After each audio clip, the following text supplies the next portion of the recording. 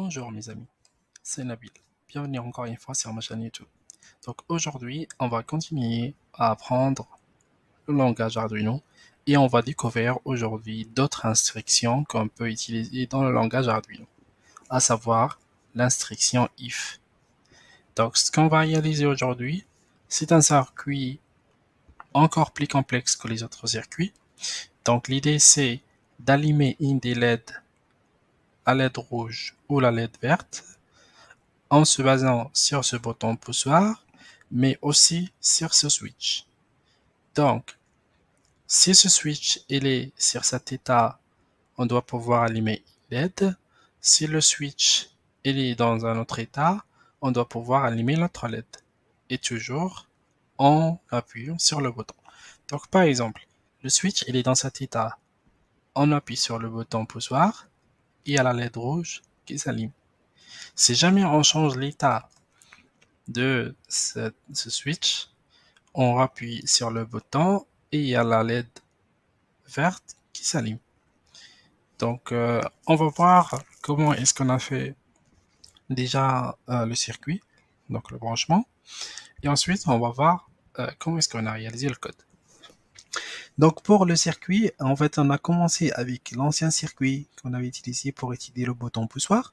Donc, aujourd'hui, vous comprenez comment est-ce que le bouton poussoir fonctionne. Et maintenant, on va ajouter un switch. Et le switch, je vais vous expliquer comment il fonctionne.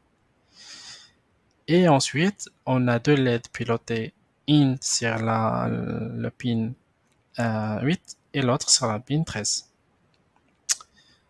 Donc, voyons voir comment est-ce que ce switch fonctionne.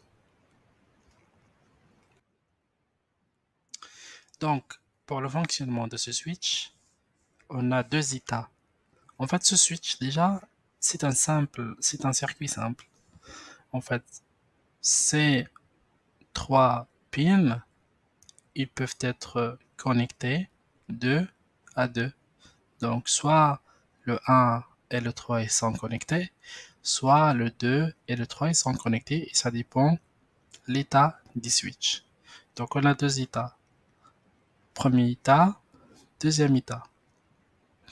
Donc, dans le premier état, on a la pin 1, elle est connectée par exemple à une source 5 volts, et la pin 2, elle est connectée à une GND. Donc, ce pin 3, si on vient mesurer la tension dans la pin 3, dans ce cas, il est connecté avec la pin 1. C'est-à-dire que la pin 3 est connectée, excusez-moi, donc la pin 3 est connectée à 5. Et du coup, si on mesure la tension, on trouvera 5 volts. Si jamais cette pin elle était connectée à une entrée Arduino, on va mesurer ici niveau 1, 5 volts et pas 0. Dans l'autre cas, la pin 2 est connectée à la pin 3. Donc dans ce cas, la pin 3 est connectée à la GND. Et du coup, si on mesure la tension dans cette pin, on va trouver 0 volts. Et donc, si cette pin 3 est connectée, donc ça, c'est pin 3. Si elle est connectée à une entrée Arduino, on va mesurer 0. Donc c'est ça les deux cas de ce switch. Donc regardons maintenant comment est-ce qu'on a fait pour le code. Donc on commence par la définition des variables qu'on va utiliser. Donc aujourd'hui on aura besoin de déclarer deux variables. Donc la variable entrée bouton qui va mesurer l'entrée de ce bouton poussoir, comme ce qu'on a fait dans la dernière vidéo, et entrée switch qui va mesurer l'entrée, ça veut dire la pin qui est au centre, de ce switch. Donc d'ailleurs, on a connecté une des pins à 5 volts, bien sûr en passant par une résistance pour limiter le courant. Et l'autre pin, elle est connectée au GND. Et donc, la pin 3, elle aura deux états. Ça dépend si on la connecte à 5 volts, on va mesurer niveau haut.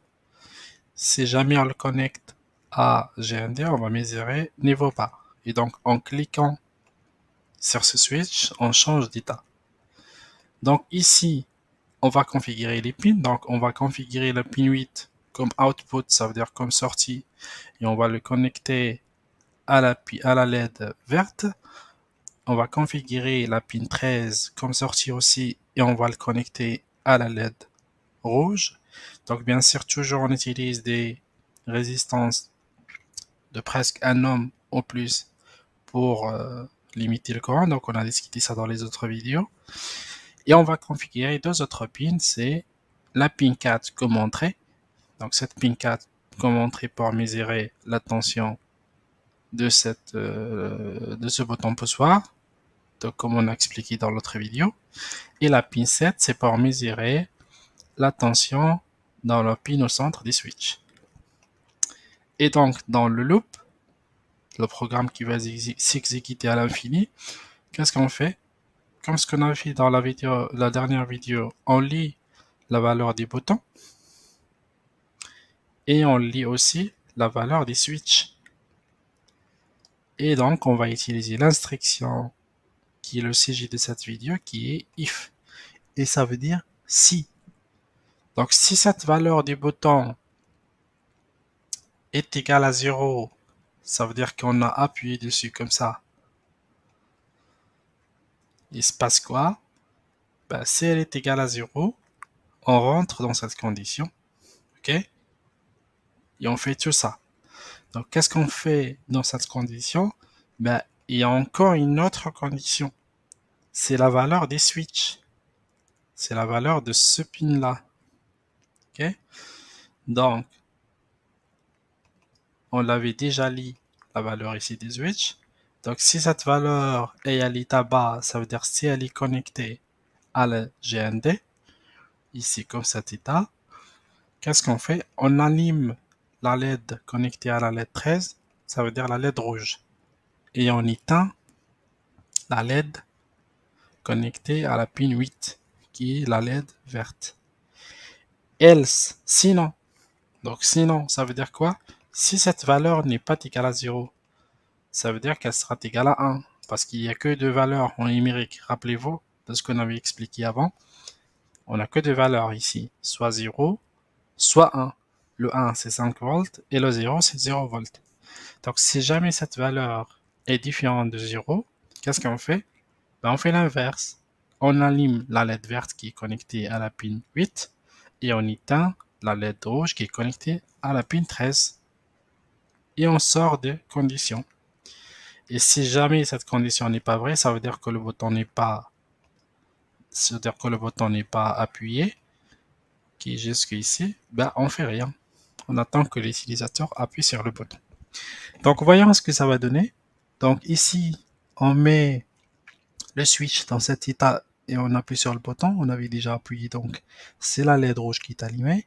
Si on change l'état de ce switch et on réappuie sur le bouton, c'est la LED verte qui s'allume.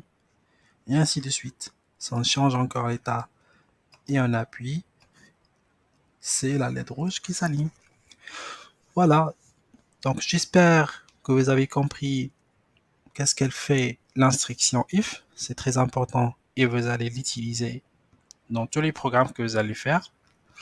Et si vous ne comprenez pas trop, n'hésitez pas de laisser vos commentaires et je vais essayer de répondre sur ces commentaires et si nécessaire, je refais la vidéo pour ceux qui n'ont pas compris.